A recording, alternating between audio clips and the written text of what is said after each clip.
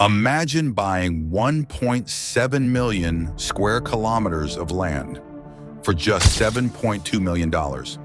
That works out to about 2 cents per acre.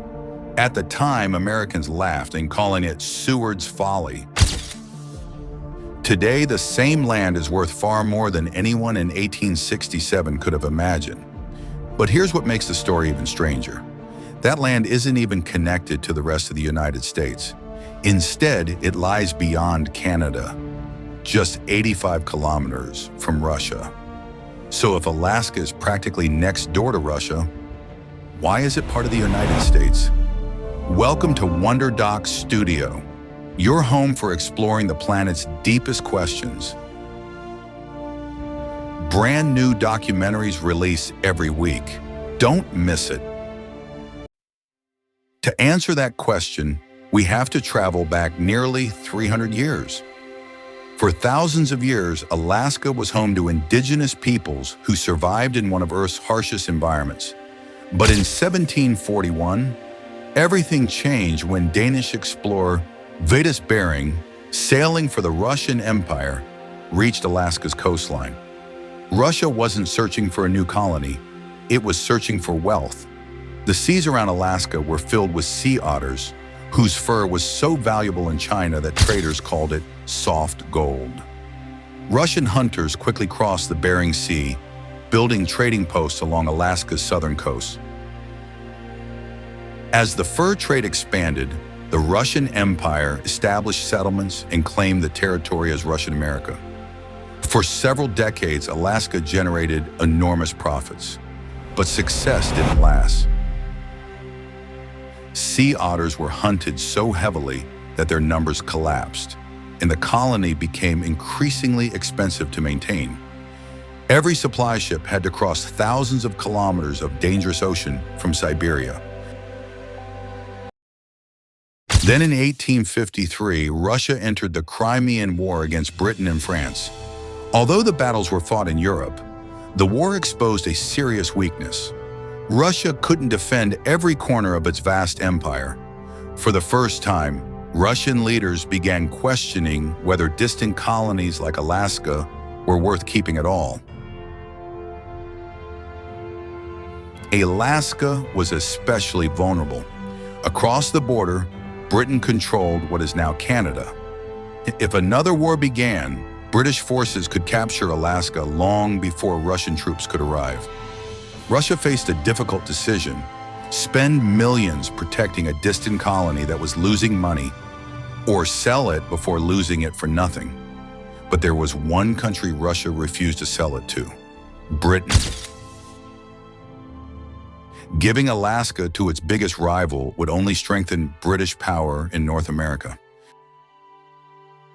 Instead, Russia approached a nation with friendly relations: the United States. Selling Alaska to America would also prevent Britain from expanding its power across northern North America. At the time, America was expanding westward and saw Alaska as an opportunity to increase its influence in the Pacific. After weeks of secret negotiations, Russian diplomat Edward de Stuckel and U.S. Secretary of State William H. Seward reached an agreement. In the early hours of March 30th, 1867, the treaty was signed. For $7.2 million, Alaska officially became American territory. The deal was complete, but convincing the American people was another challenge. Newspapers mocked the purchase. Political cartoons called it Seward's Folly, Seward's Icebox, and even the Polar Bear Garden. Many believed the government had wasted millions on nothing more than snow and ice. For nearly 30 years, it seemed they were right. Then, history changed. In 1896, gold was discovered during the Klondike gold rush. Although the richest deposits were in Canada's Yukon, almost every route to the goldfields passed through Alaska. Thousands of prospectors flooded towns like Skagway, transforming the territory almost overnight. The frozen wilderness suddenly became an economic gateway. But gold wasn't Alaska's greatest discovery. More than 70 years later, in 1968, Another discovery completely changed America's future. At Prudhoe Bay, engineers uncovered the largest oil field ever discovered in North America. The discovery contained an estimated 25 billion barrels of oil, instantly making Alaska one of the most important energy regions in the United States. To transport the oil, America built the Trans-Alaska Pipeline, stretching nearly 1,300 kilometers from Prudhoe Bay to the southern port of Valdez.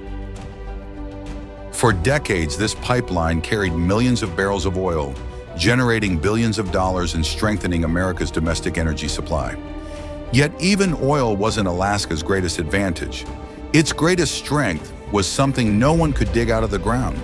It was its location. As the Cold War intensified after World War II, the Arctic became one of the most important military regions on Earth. The shortest route between the Soviet Union and the United States passed directly over the Arctic. At the Bering Strait, Alaska and Russia are separated by only about 85 kilometers. On clear days, people standing on Little Diomede Island in Alaska can actually see Big Diomede Island, which belongs to Russia. During the Cold War, Alaska became America's northern shield. It became the front line between the world's two nuclear superpowers. Military bases, radar stations, fighter aircraft, and missile detection systems were built across the state to monitor Soviet activity. Today, Alaska remains one of America's most valuable strategic territories.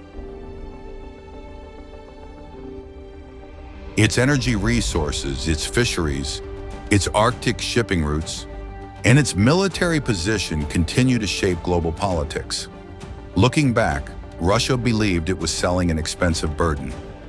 Many Americans believed they were buying a frozen wasteland. Both were wrong. Alaska never changed its location. History changed its value.